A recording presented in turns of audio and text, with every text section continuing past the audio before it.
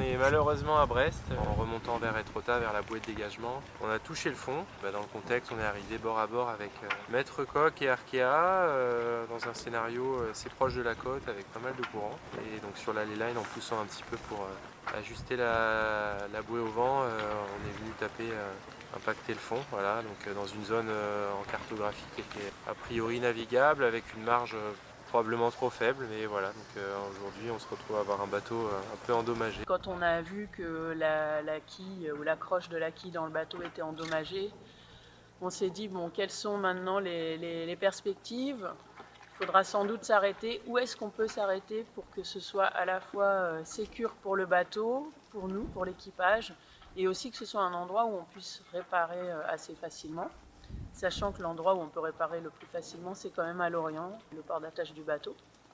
Et on a essayé d'aller jusqu'à Lorient, on a passé le rade de Saint. Et en fait, comme on avait le vent de face et qu'il y avait quand même un petit peu de clapot, on s'est rendu compte que c'était un peu chaud et on a eu un peu peur d'endommager encore plus le bateau.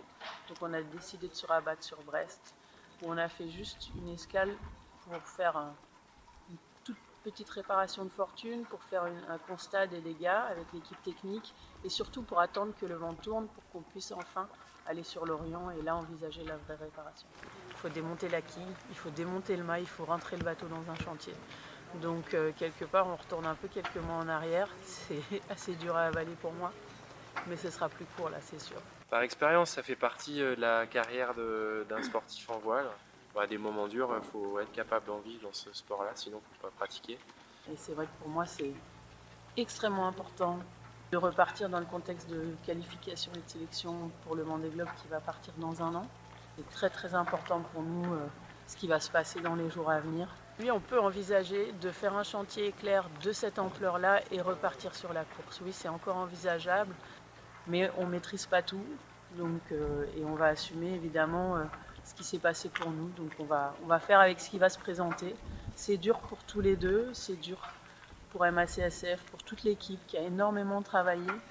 Et je pense tous les deux, on est vraiment tristes par rapport à ça, mais on ne se laissera pas abattre.